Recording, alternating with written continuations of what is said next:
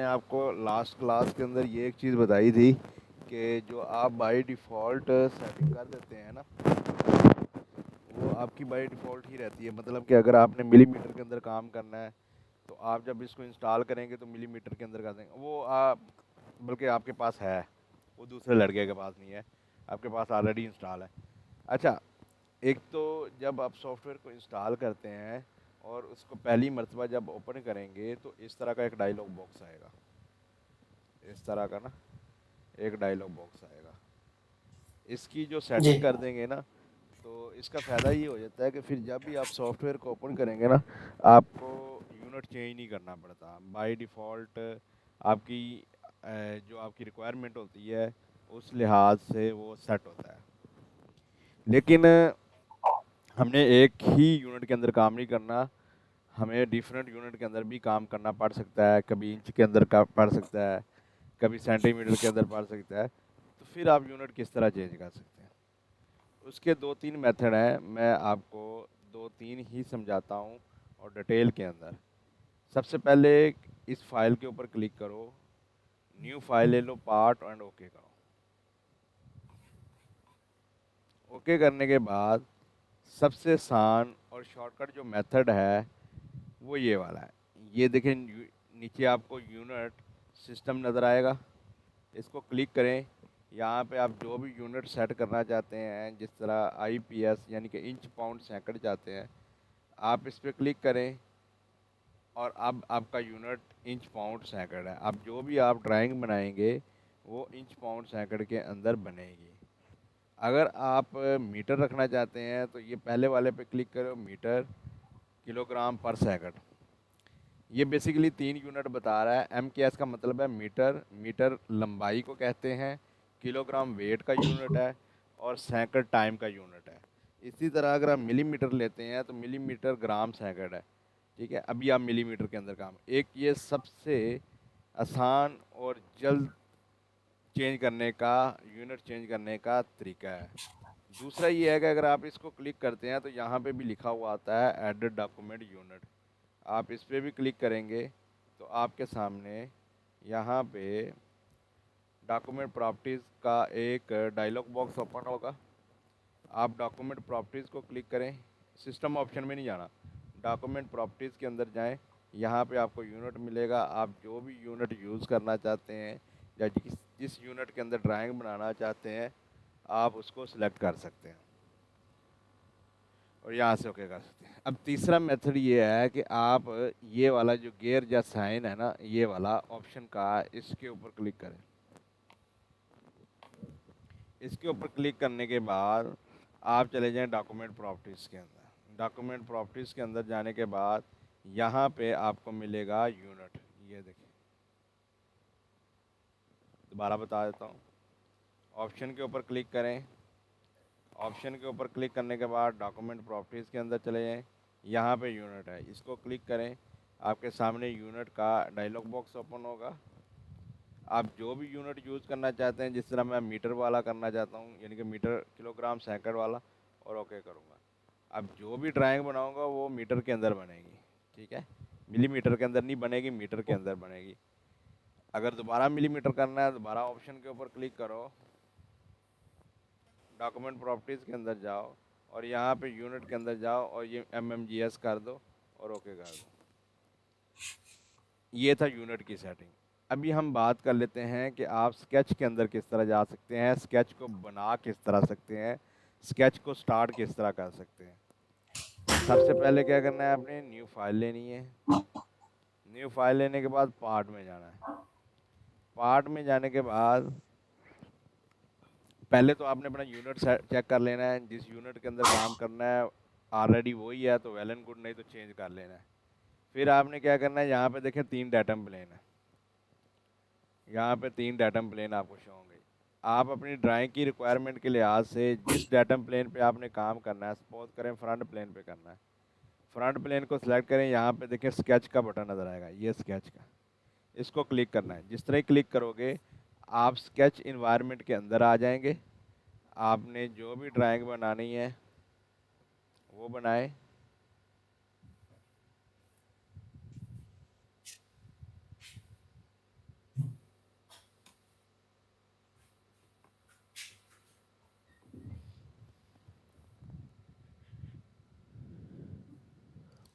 देखिए। ड्राइंग बनाने के बाद जब आपकी ड्राइंग मुकम्मल हो जाए, यानी कि जो आपका 2D स्केच है, बेसिक स्केच, वो मुकम्मल हो जाए, तो फिर यहाँ पे आपको दो टूल मिलते हैं, ये दो बटन मिलते हैं। एक होता है एग्जिट स्केच का, एक होता है कैंसिल स्केच का। एग्जिट स्केच का मतलब ये होता है कि हमने स्केच बना लिया है, लेकिन स्केच टैब से बाहर जा रहे हैं। मतलब ये है कि हमने स्केच तो बना लिया है, हमारा स्केच मुकम्मल हो गया है, लेकिन हम स्केच टैब को स्किप करके अपना स्केच मुकम्मल करके अब हम नेक्स्ट काम करेंगे, चाहे एक्सट्रूड करवाएंगे। ठीक है, ये एक्सट्रूड हो रहा है और यहाँ से ओके कर दें। चाहे आप एक्सट्रूड कर लें, चाहे आप रिवोल्ड कर लें, वो आपका नेक्स्ट प्रोसेस होगा। दोबारा बताता हूँ। न्यू फाइल ले लें, पार्ट के अंदर जाएं। आपके पास 3 डाटम प्लेन होंगे। आप जिस डाटम प्लेन पे स्केच बनाना चाहते हैं उसको सिलेक्ट करें, यहाँ पे स्केच का बटन है, उसको क्लिक करें। क्लिक करते ही आप स्केचिंग इन्वायरमेंट के अंदर आ जाएंगे। जब आप स्केच इन्वायरमेंट के अंदर आ जाते हैं ना, तो यहाँ पे आपको एग्जिट स्केच मिलता है और कैंसिल स्केच मिलता है। आप जो भी स्केच बनाना चाहते हैं, जिस तरह मैंने एक रेक्टेंगल लगाया। अब अगर आपका स्केच मुकम्मल हो गया, या तो आप यहाँ से एग्जिट स्केच कर सकते हैं या यहाँ से कर सकते हैं। एक ये बटन है एग्जिट स्केच का और एक ये बटन है एग्जिट स्केच का। दोनों का काम सेम ही है, सेम काम है। और अगर आपने इस पर क्लिक कर दिया, ये जो क्रॉस है ये कैंसिल है, इस पर क्लिक कर दिया, तो जो आपने स्केच बनाया होगा वो सब का सब उड़ जाएगा, यानी कि डिलीट हो जाएगा। अगर आपने इस पर क्लिक कर दिया ना, तो ये देखें, आपसे फिर भी वो वार्निंग देगा कि भाई आपका जो स्केच है, the sketch will revert to the state it was before you edit it. ठीक है, डिस्कार्ड करोगे तो ये देखें, सब का सब जो भी आपने मेहनत की होगी वो ख़त्म हो जाएगा। तो ये याद रखिएगा। फ्रंट प्लेन ले लें, स्केच के अंदर जाएं। इस यहाँ से स्केच से बाहर चले जाता है बंदा, चले तो यहाँ से भी जाता है, लेकिन ये स्केच को डिलीट कर देता है। एक तो ये मेथड है आप स्केचिंग एनवायरनमेंट के अंदर जाने का। दूसरा मेथड क्या है कि अगर आप स्केच के अंदर जाते हैं, डायरेक्टली स्केच टैब को क्लिक कर दें। स्केच टैब को क्लिक करने के बाद यहाँ पे देखिए स्केच का बटन नज़र आएगा, आपने इसको क्लिक कर देना है। आप इसको जिस तरह ही क्लिक करोगे, 3 प्लेन शो होंगे, ये फ्रंट है, ये टॉप है, ये राइट है। जिस प्लेन पे आपने ड्राइंग बनानी है उसको सिलेक्ट कर लें। जिस तरह ही सिलेक्ट करोगे वो आपके सामने आ जाएगा और आप उसको वर्किंग कर सकते हैं। यहाँ पे आप अपना स्केच बना सकते हैं और फिर यहाँ से एग्ज़िट कर सकते हैं और स्केच से बाहर जा सकते हैं। एक ये। अब देखते हैं नेक्स्ट। अब यहाँ पे ना कुछ टूल्स है, वो मैं आपको बताता हूँ, यहाँ पे ला के रख लें। जिस तरह dynamic mirror, sorry, normal tool है, ये वाला यहाँ पे देखें, यहाँ पे भी है नॉर्मल टू। ये वाला बटन यहाँ पे रखें। इसका फ़ायदा क्या है कि आप स्केच बना रहे हैं, आपने स्केच स्टार्ट किया और बनाते बनाते स्क्रीन हिल जाती है इस तरह, तो आप, पॉसिबल नहीं है ना, आप काम किस तरह करेंगे? एग्जैक्ट काम नहीं होगा, वो आपके सामने सीधा ही नहीं है। तो ये वाला जो नॉर्मल टू का बटन है वो यही काम करता है, आपके स्केच को सीधा आपके सामने लेके आएगा। ये देखें, तो ये बार बार यहाँ पे जाके सिलेक्ट करने से बेहतर है कि आप यहाँ पे रख लें, यानी कि स्केच के अंदर रख लें। तो उसके लिए क्या करना पड़ेगा, राइट क्लिक करें, कस्टमाइज़ के अंदर जाएं। कस्टमाइज़ के अंदर जाने के बाद यहाँ पे देखें कमांड है, इसको क्लिक करें। कमांड को क्लिक करने के बाद यहाँ पे सर्च कर लें NOR नॉर्मल, ये देखें। तो इसको ऊपर किस तरह रखना है, इसको पकड़ें, लेफ़्ट बटन दबा के रखें और यहाँ पे रख दें। जिस तरह ही आप लेफ़्ट बटन दबा के यहाँ पे रखेंगे तो ये आपका टूल आ जाएगा। अब आप अपने सिंपली इस पर क्लिक करिएगा, वो सीधा हो जाएगा। कभी भी हिल जाता है तो आपने बस इस पर क्लिक करना है, वो सीधा हो जाएगा। तो ये लाजमी बटन बहुत यूज़फुल है, ये लाजमी रखें। अब हम बात कर लेते हैं, ये तो हमारा था स्केच के इन्वायरमेंट के अंदर किस तरह जा सकते हैं, जो चीज़ें हमारी ज़रूरत की हैं वो किस तरह ऑन कर सकते हैं। अब हम ड्राइंग को स्टार्ट करते हैं, स्केच को बनाना स्टार्ट करते हैं। सबसे पहले जो कमांड है वो लाइन की कमांड है।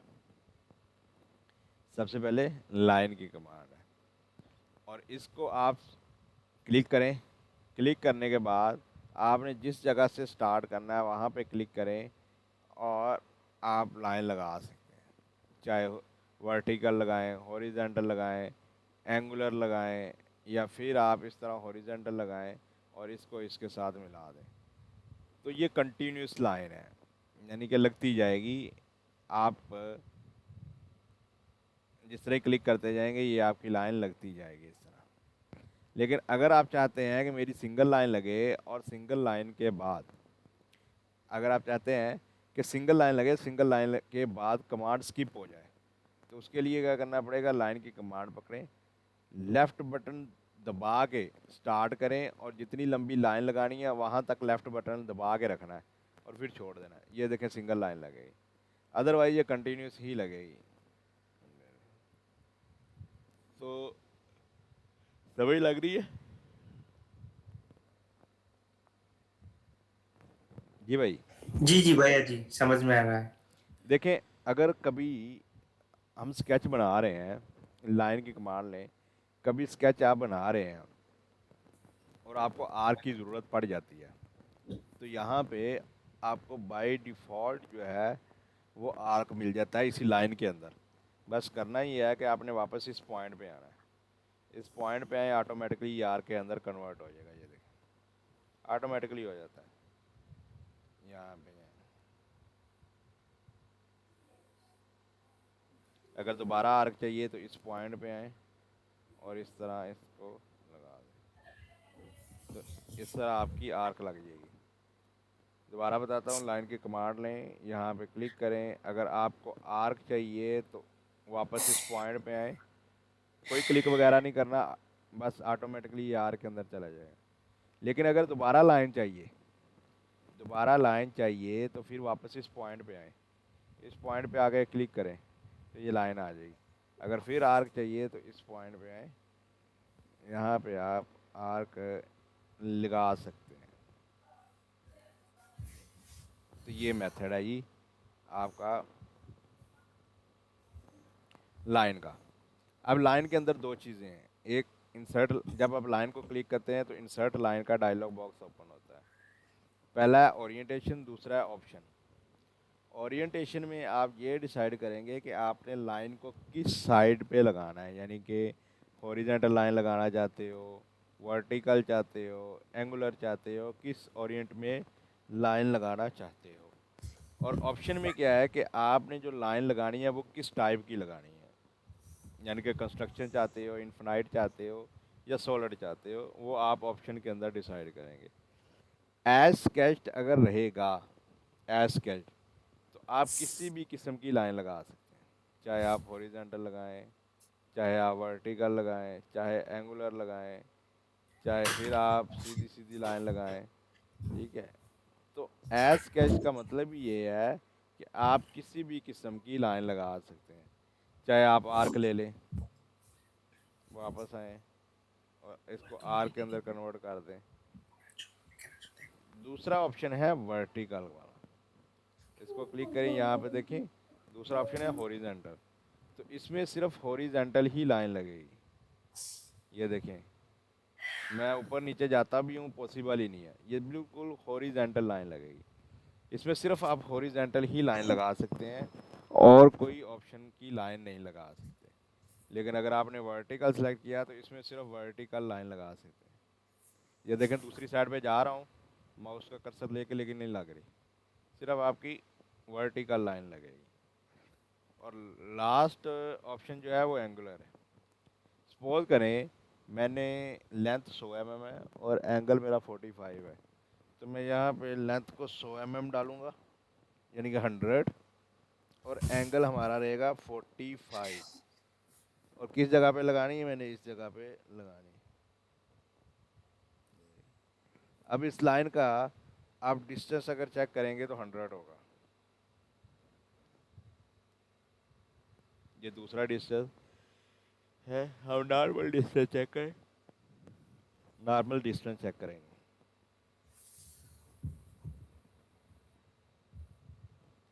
दोबारा लें, ये देखिए ये 100 आ रहा है। जी जी। और अगर इसका एंगल चेक करेंगे ना, एंगल चेक करने के लिए हमें एक लाइन लगानी पड़ेगी इस तरह स्ट्रेट, यहाँ से यहाँ तक। अब अगर आप इसका भाई एंगल चेक करोगे ना तो ये भी 45 ही होगा। 1 मिनट, इसको स्केव करें, ये देखो, ये भी 45। तो इस तरह आप एंगल भी लगा सकते हैं, एंगुलर लाइन भी लगा सकते हैं, हॉरिजेंटल भी लगा सकते हैं, वर्टिकल भी लगा सकते हैं। ये सारे काम आप उसके ज़रिए भी कर सकते हैं एज स्केच्ड से। यानी कि सबसे आसान तरीका ये है एज स्केच्ड पे ही रहने दें, और जिस टाइप की आपको लाइन चाहिए, चाहे हॉरिजेंटल चाहिए हॉरिजेंटल लगाएं, चाहे वर्टिकल चाहिए तो वर्टिकल लगाएं, चाहे आपको आर्क चाहिए तो आर्क लगाएं। वापस इस पॉइंट पे आएँ, ये आर्क हो जाएगा। फिर अगर लाइन चाहिए तो इसको इसके साथ मिला दें।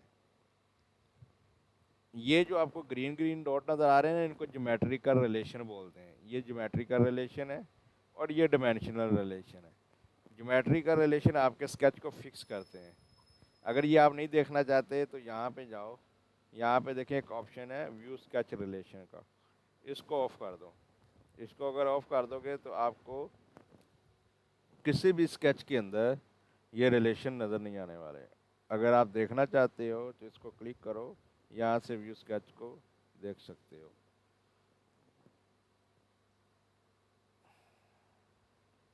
ये देखने का फायदा क्या है जो? इसके बगैर आप काम नहीं कर सकते, मैं बताता हूँ सादा अल्फाज में। देखो, ये टेंजेंट है ना, ये दोनों जी एजिस टेंजेंट है, जी। ठीक है। अब अगर नहीं देखोगे तो आपको किस तरह पता चलेगा कि टेंजेंट है या नहीं है? पॉसिबल नहीं है ना, हाँ, डिफाइन नहीं कर समझ गए। सकते। जिस तरह ये लाइन बिल्कुल सीधी है, वर्टिकल है, तो अगर आपको कोई रिलेशन नज़र ही नहीं आएगा तो आपको किस तरह पता चलेगा कि लाइन ये हॉरिजॉन्टल और वर्टिकल है? पॉसिबल नहीं है। जिस तरह ये मैं रिलेशन को सिलेक्ट करता हूँ, सिलेक्ट करके डिलीट कर देता हूँ। अब देखो, ये हमारा टेंजेंट है, इसको अगर हम छोटा बड़ा कर रहे हैं तो ये टेंजेंट है और ये स्मूथ है। लेकिन ये देखिए अब हम्म, डैमेज हो रहा, दिख रहा है ये किस तरह हो रहा है? देख रहे हैं। तो इसको अगर मैं टेंजेंट यहाँ पे जाऊँगा ना और यहाँ से मैं ऑन करूँगा तो मुझे फ़ौरन पता चल जाएगा कि ये तो मेरा पॉइंट टेंजेंट है। यहाँ हम्म पे ये टेंजेंसी का साइन आ रहा है, बट ये टेंजेंट नहीं है, यहाँ पे रिलेशन ही शो नहीं हो रहा। तो मतलब कि इन दोनों, इस आर्क और इस लाइन में क्या मिस है? टेंजेंट का रिलेशन। तो हम्म। आप फ़ौरन इसको अप्लाई कर देंगे, इन दोनों को सिलेक्ट करेंगे, यहाँ से टेंजेंट करेंगे, तो अब ये देखिए शो होना शुरू हो गया। मतलब ये है कि ये बहुत ही फ़ायदेमंद चीज़ है। इसके बगैर आपका काम सॉलिड वर्क के अंदर नहीं हो सकता। सॉलिड वर्क में आपको दो चीज़ें सीखनी ही पड़ेंगी। एक सीखना पड़ेगा ज्योमेट्रिकल रिलेशन, एक आपको सीखना पड़ेगा ज्योमेट्रिकल रिलेशन, और दूसरा सीखना पड़ेगा डिमेंशनल रिलेशन। ये मैं आपको सब कुछ सिखाऊंगा, लेकिन आहिस्ता आहिस्ता जब हम नेक्स्ट बढ़ेंगे। उसके बाद आप जब लाइन की कमांड लेते हो तो यहाँ पे देखो फॉर कंस्ट्रक्शन मिलता है। अब ये था ओरिएंट। ओरिएंट मतलब लाइन किस एंगल में लगानी है, आपको वर्टिकल चाहिए, हॉरिजॉन्टल चाहिए, किस एंगल में चाहिए। ये है ऑप्शन, मतलब लाइन किस टाइप की लगानी है। आपको कंस्ट्रक्शन चाहिए, इन्फिनाइट चाहिए, किस टाइप की चाहिए। अगर मैंने फॉर कंस्ट्रक्शन ऑन कर दिया और यहाँ से मैंने लाइन लगाई तो ये देखें डॉटेड लाइन है, कंस्ट्रक्शन के अंदर है, ठीक है। अब ये इस टाइप की जो लाइनें होती हैं ना, वो आपके स्केच का हिस्सा नहीं होती। मतलब वो एक्सट्रूड वगैरह तो नहीं होंगी, लेकिन आपके स्केच को फुली डिफाइन करेंगी, यानी कि आपके स्केच को 100% ओके करेंगी। इसके बगैर भी आप काम नहीं कर सकते, याद रखें।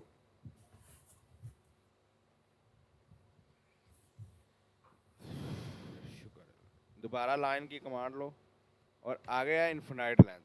इन्फिनाइट लेंथ की लाइन लेते हैं। अब ये जो लाइनें होती हैं ना, याद रखिएगा इनकी कोई लेंथ नहीं होती, इनकी कोई लेंथ नहीं होती, यानी कि इनकी कोई लंबाई नहीं होती। आप जितना मर्जी जूम इन जूम आउट करते जाएं, ये आपकी स्क्रीन से बाहर ही रहने वाली हैं, ठीक है। लेकिन सवाल तो वही है कि ये हमें चाहिए नहीं इतनी बड़ी लाइनें, हमने सॉलिड में लगा के की क्या करनी है, ठीक है। और फिर वो ऐसी लाइनें जिनकी कोई डिमेंशन ही नहीं है। तो ये तब यूज़ होती हैं, आप लाइन पकड़ें, यहाँ पे फॉर कंस्ट्रक्शन पकड़ें, यहाँ पे इनफिनाइट लेंथ पकड़ें, ये तब यूज़ होती हैं जब रेफरेंस के तौर पे हमें लाइनें चाहिए होती हैं। कोई स्केच बनाने के तौर पे या कोई ड्राइंग बनाने के तौर पे हमें लाइन चाहिए होती है। उसके बाद नेक्स्ट हम लाइन की कमांड लेंगे। अगला है जी mid point line. Mid point line का मतलब ये होता है कि आप जिस जगह पे क्लिक करेंगे, ये दोनों साइडों पे, ये देखें, दोनों साइडों पे एक जैसा ही एक्सटेंड होगा, यानी कि मिड से दोनों साइडों पे एक जैसा जाएगा। और इसको क्लिक कर दें। अब देखो, ये लाइन अगर हमें वर्टिकल चाहिए, यानी कि इस तरह बिल्कुल सीधी चाहिए, तो आप इसको क्लिक करें, यहाँ से वर्टिकल कर दें, बस इतना काम है। उसके बाद आता है रेक्टेंगल। आप रेक्टेंगल को क्लिक करें। रेक्टेंगल आपको 5 टाइप का सॉलिड वर्क के अंदर मिलते हैं। 5 इकसाम का रेक्टेंगल है सॉलिड वर्क के अंदर। अगर आपने इस पर क्लिक किया तो ये कॉर्नर रेक्टेंगल है, यानी कि इस ओरिजिन पे क्लिक करोगे, ये देखिए कॉर्नर की तरफ लग रहा है। चाहे आप इस कॉर्नर में चले जाएं, इस कॉर्नर में चले जाएं या नीचे आ जाएं, और ये बिल्कुल 90 में लग रहा है। मतलब ये लाइन और ये लाइन 90 के अंदर है, सीधी है। दूसरा है centre point rectangle. Centre point rectangle क्या करता है कि जहाँ पे क्लिक करोगे ये सेंटर की तरफ एक्सटेंड होगा, यानी कि सेंटर से एक्सटेंड होगा। ये 3 पॉइंट कॉर्नर रेक्टेंगल। अब इसमें और इसमें फ़र्क ये है, ये देखें, ये एंगल में भी लग रहा है लेकिन ये नहीं लगेगा। ये वाला एंगल में भी लगेगा बट ये वाला नहीं लगेगा। ये आपका 3 पॉइंट सेंटर रेक्टेंगल है। इस तरह 3 पॉइंट सेंटर रेक्टेंगल। और ये पैरेललोग्राम। पैरेललोग्राम का मतलब होता है कि दो एक्सिस, यानी कि ये लाइन इस लाइन के पैरेलल है और ये लाइन इस लाइन के पैरेलल है। तो ये था हमारा रेक्टेंगल। हम अब कुछ एक दो ड्राइंगें बनाते हैं। मैं सिंपल सी कोई ड्राइंगें उठा लेता हूँ, सॉलिड वर्क की बुक से ही लेते हैं। ये मैं बुक भी आपको शेयर कर दूंगा कल। हम ना ये वाली ड्राइंग बनाते हैं, कोई वो बनाएंगे जो हमने कमांड नहीं देखी।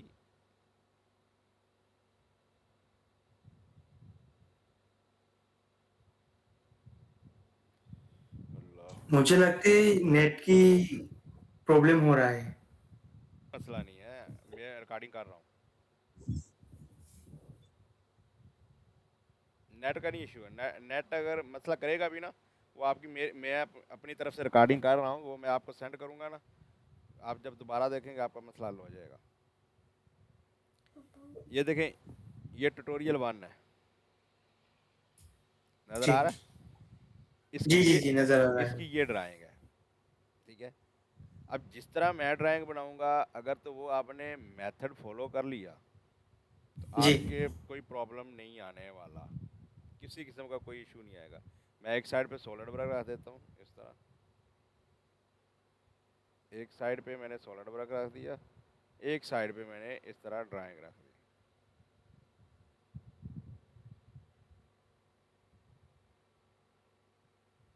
एक साइड पे मेरा ड्राइंग है, एक साइड पे सॉलिड वर्क। मैं इसको बंद कर, अब ये मिलीमीटर के अंदर है, ये मिलीमीटर के अंदर ड्राइंग है। न्यू फाइल लो, पार्ट को क्लिक करो, ओके करो।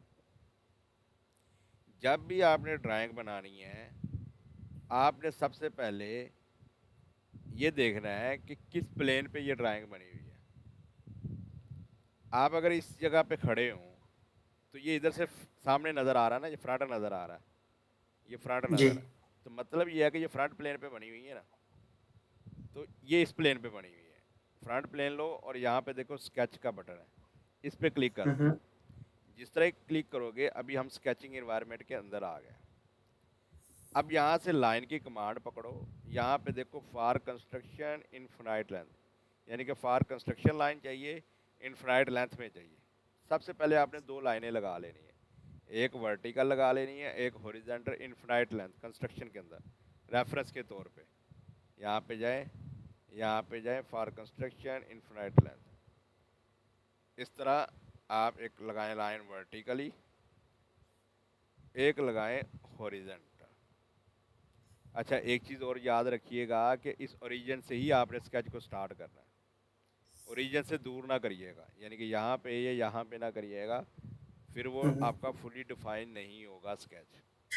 फुली डिफाइन मतलब हर लिहाज से ओके, 100% ओके। ठीक है, अब मैं ये रिलेशन ऑफ कर देता हूँ, यहाँ पे जाऊँगा, यहाँ से रिलेशन ऑफ कर दूँगा। अब एक मैं और कमांड आपको समझाने लगा हूँ। इस ड्राइंग को पहले देखें।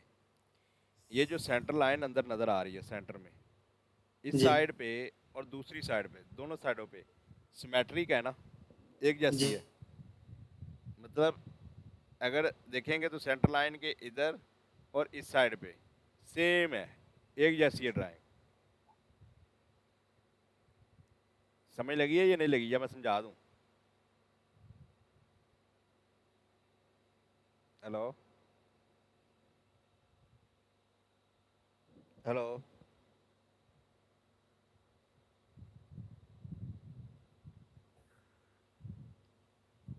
हेलो। जी अब सुन रहा हूँ। नेट की प्रॉब्लम था। वो लाइट गई हुई है हमारी तरफ, इस वजह से हो रहा है। अच्छा, आपको जनरेटर की आवाज़ भी आ रही होगी। ये देखें, ये सेंटर लाइन है, ये दिख रहा है, ये सेंटर लाइन नज़र जी आ जी रही, ये देख रहा। Total line.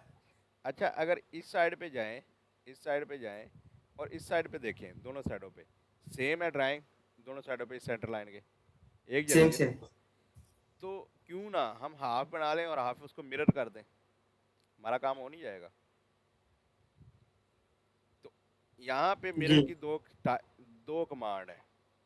सॉलिड वर्क में दो टाइप की आपको मिरर मिलती है।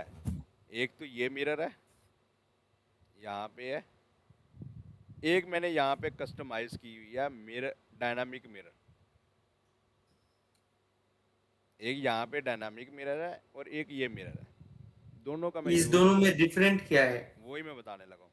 हाँ पहले तो डायनामिक मिरर आपको इस एरिया में मिलने ही नहीं वाली, यहाँ पे नहीं आएगी।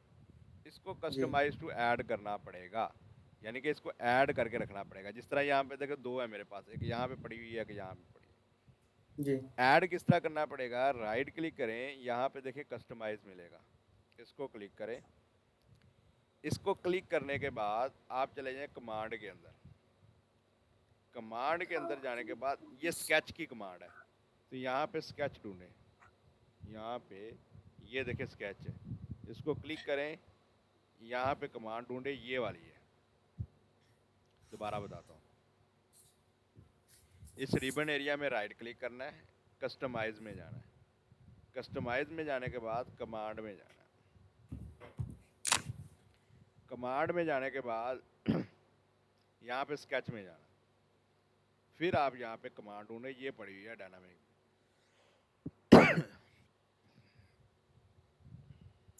ओके इसको लेफ्ट बटन के साथ ड्रैग करके यहाँ पे रख लें। ये देखें, ओके ये तीन हो गई हैं, तो मैं दो हटाता हूँ। अगर कोई कमांड हटानी है तो लेफ्ट बटन के साथ ड्रैग करके यहाँ पे रख लें। ये मैंने दो हटा दी। ठीक है। एक ठीक है। चीज़ ये है कि आप यहाँ पे राइट क्लिक करें, कस्टमाइज करें और कमांड के अंदर जाके उसको उठा लें। दूसरा यहाँ पे भी है, अगर इस डाउन एरो को क्लिक करोगे, यहाँ पे भी कस्टमाइज मिलेगा। इस कस्टमाइज को भी क्लिक करके आप कमांड के अंदर जा सकते हैं। कमांड को क्लिक करें, यहाँ पे स्केच है, स्केच को सिलेक्ट करें और यहाँ से डायनामिक मिरर की कमांड लें और यहाँ पे रख दें। ठीक है, मैं वापस यहाँ पे रख दूँ। ये दो मेथड है, दोनों मेथड से आप इसको कस्टमाइज टू ऐड कर सकते हैं। अब इन दोनों में फ़र्क क्या है? देखो, अगर आप स्केच बनाओगे ना, यहाँ से लाइन की कमांड लो और यहाँ से मैंने स्केच बनाया इस तरह, इस तरह, इस तरह, इस तरह।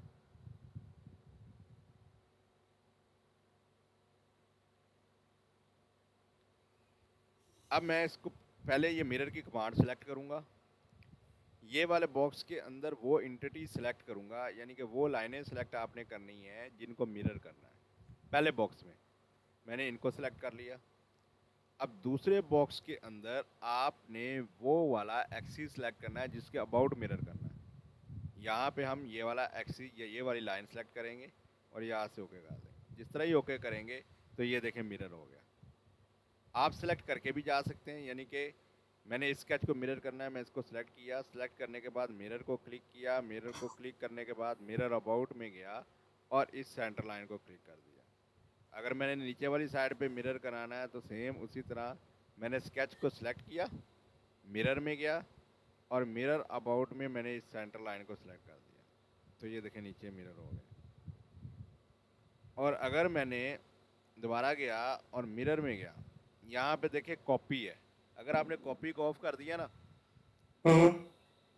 मिरर तो हो जाएगा लेकिन पीछे वाला हट जाएगा। ये देखिए मिरर हो जाएगा, जो आपका ओरिजिनल ऑब्जेक्ट होगा वो हट जाएगा। ये देखिएगा वो ऊपर वाला हट गया है, दिख रहा है। ओके, ठीक है। अब ये है, अब डायनामिक मिरर क्या कहता है। डायनामिक मिरर एडवांस टूल है, एडवांस टूल है। इसमें आपको बाद में मिरर नहीं करवाना पड़ता।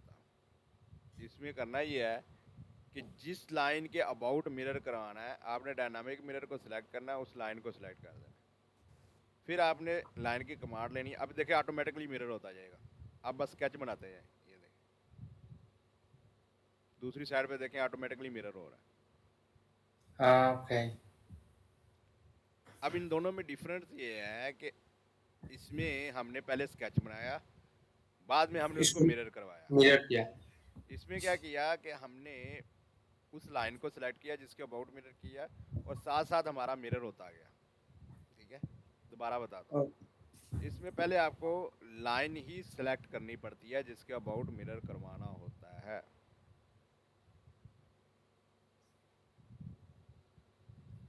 डायनामिक मिरर लो,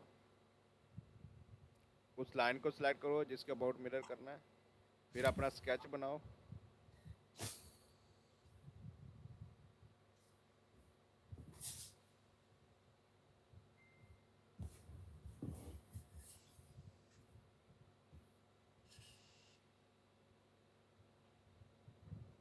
ये लें, हमारा स्केच रेडी हो गया। अब यहाँ से डायनामिक मिरर को ऑफ करें, अब डिमेंशन अप्लाई करनी है।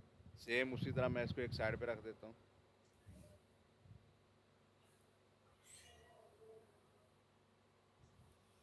ये कितना है, 20 है। स्मार्ट डिमेंशन पकड़े, ये 20 mm डालें।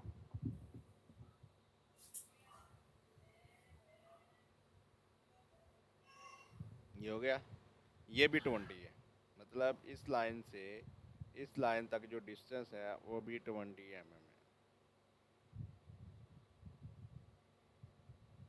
देते जाएं। अगर इस तरह मसला बने तो इसको ऊपर ले जाएं, इस तरह पकड़ के ऊपर ले जाएं, लाइनों को पकड़ के ऊपर ले जाएं। अब ये वाली डिमेंशन डालें, स्मार्ट डिमेंशन, ये 25 है।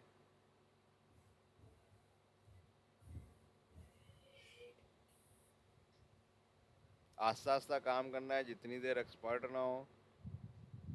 चाहे एक एक लाइन लगा के डिमेंशन अप्लाई करनी पड़ती है, करें, लेकिन स्केच को फुली डिफाइन करना है। यहाँ पे ये 5 mm है,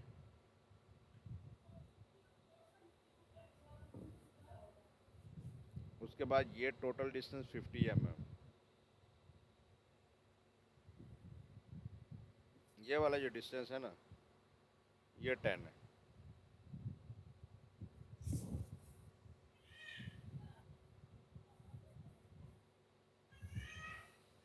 अब देखो ये ड्राइंग आपकी मुकम्मल हो गई है, और यहाँ पे देखें नीचे लिखा हुआ अभी आएगा फुली डिफाइन। ये देखो फुली डिफाइन, इसकी डिमेंशन भी पूरी हैं, ज्योमेट्रिकल भी रिलेशन पूरे हैं, हर लिहाज से ये डिमेंशन ओके है। अब करना क्या है, यहाँ से स्केच से बाहर जाना है, एग्जिट करना है। अब आपने ना तो रिवॉल्व को समझना है, ना ही आपने एक्सट्रूड को समझना है।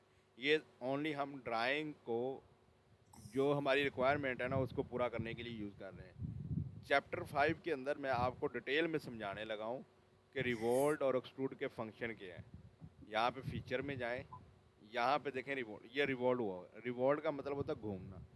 जितनी भी राउंड चीज़ें हैं जिसमें टायर है, शाफ्ट्स हैं, राउंड जो सर्कुलर शेप के अंदर है, वो रिवॉल्व ही होती है। आपने रिवॉल्व को क्लिक कर देना है। रिवॉल्व को क्लिक करने के बाद आपने उस एक्सिस को सिलेक्ट करना है जिसके अबाउट घूमना है। ये देखिए हो गया काम। बट ये पूरा सर्कल नहीं है, यानी कि पूरा क्राउन नहीं है, 360 नहीं है, 270 है। यहाँ पे 270 डालें। अब देखें यहाँ पे अगर गौर करें तो कट पीछे वाली साइड पे आ रहा है, तो यहाँ पे एरर देखें, इसको फ्लिप करें और ओके कर दें, तो ये आपकी ड्राइंग मुकम्मल होगी। सेम उसी तरह ही ड्राइंग है। दोबारा बताता हूँ, इसको मैंने रिवॉल्व को डिलीट कर दिया, इसी स्केच को दोबारा सेलेक्ट किया, सेलेक्ट करने के बाद रिवॉल्व पे क्लिक किया, रिवॉल्व पे क्लिक करने के बाद उस एक्सिस को सिलेक्ट कर लें जिसका बोर्ड घुमाना है। फिर आप यहाँ पे 360 नहीं चाहिए, 270 चाहिए, यहाँ पे 270 डालें और इसको फ्लिप कर दें और ओके कर दें, तो ये आपकी पहली ड्राइंग बन गई। अब यहाँ से आप इसको आइसोमेट्रिक कर सकते हैं, यहाँ से आइसोमेट्रिक कर सकते हैं। अगर आप इस पर कोई कलर वगैरह अप्लाई करना चाहते हैं तो यहाँ पे एडेड अपीयरेंस में जाएं और आप जो भी कलर अप्लाई करना चाहते हैं यहाँ से वो कलर अपने मॉडल पे अप्लाई कर सकते हैं। मेरा एक क्वेश्चन है, जी जी। अगर मैं जो लाइन आपने सिलेक्ट किया वो नहीं किया, लेकिन वर्टिकल जो है जो वो किया, तो क्या होगा? आपका रिवोल्यूशन चेंज हो जाएगा। मतलब कि आपने अगर इसको सिलेक्ट कर दिया, यानी कि एक्सिस में इसको सिलेक्ट कर दिया, जी। तो ये देखिए अब ये होगा ही नहीं रिवोल्व। उसकी रीज़न मैं बताता हूँ। यहाँ पे देखें क्या हुआ हुआ है, ये आपका सिमेट्रिक हुआ हुआ है, यानी कि दोनों साइडों पे एक जैसा है। सॉलिड वर्क में ये अगर हाफ लूँगा ना तो फिर ये एक्सिस काम करेगा, ये वाला। मतलब ये अगर नहीं ना लूँगा फिर ये काम करेगा। लेकिन फिर भी यहाँ पे सिलेक्टेड कंटूर का एक ऑप्शन है, मतलब कि मैं इसको सिलेक्ट कर सकता हूँ। यहाँ पे नहीं हो रहा। हाँ, इस एक्सिस को ले सकते हो, इसको मैं डिलीट करता हूँ, इसको ले सकते हो एक्सिस के तौर पे, ये यूज़ हो जाएगा। ये वाला ऊपर वाला एज ले सकते हो। ओके। आप इस स्लाइड को सिलेक्ट करो, रिवॉल्व में जाओ, आप एक्सिस में यहाँ पे इसको सिलेक्ट कर सकते हो, तो ये देखो आपका रिवॉल्यूशन चेंज हो जाएगा, इस टाइप का हो जाएगा। ये जिस तरह ही आपका एक्सिस चेंज होगा ना तो आपका पूरा डिज़ाइन ही चेंज हो जाएगा। अभी हमने ये वाला सिलेक्ट कर लिया, लेकिन मुझे ये नहीं चाहिए क्योंकि हमारा एक्चुअल यही है। इसको क्लिक करोगे वो ठीक हो जाएगा, ये देखिए। बट ये ओके। पूरा सर्कल नहीं है, ये पूरा सर्कल यहाँ पे 360 है, हमें 270 चाहिए, हमारी रिक्वायरमेंट ही 270 है।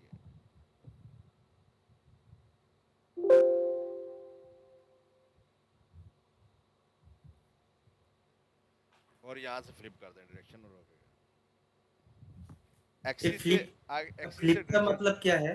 जो जी, आपने अभी भी क्लिक किया है उधर? उसकी डायरेक्शन चेंज की है। मतलब पहले ओके। हमारा वो पीछे वाली साइड पे हो रहा था, ये देखें ना। ओके। पहले ये कट पीछे वाली साइड, अब अगर इस तरह करोगे ना जी। तो ये कट पीछे वाली साइड पे आ जाएगा। आइसोमेट्रिक करोगे तो ये देखो कट पीछे वाली साइड पे आ रहा है, लेकिन जी, जी, हमारी ड्राइंग के अंदर आगे वाली साइड पे, यहाँ पे देखो आगे वाली साइड पे है। जी, तो हम इसकी क्या करते हैं, डायरेक्शन फ्लिप कर देते हैं, यानी कि डायरेक्शन को फ्लिप कर देते हैं। मतलब ये जो काटा है वो उसको आगे सामने ले आएंगे, इसको क्लिक करेंगे यहाँ पे ओके, सामने आ जाएगा, समझ ओके गया। करोगे तो ये देखो। और कोई सवाल जो आप 1 मिनट नो, टाइम नो, बता दें मुझे। नो, अभी जो समझ अपने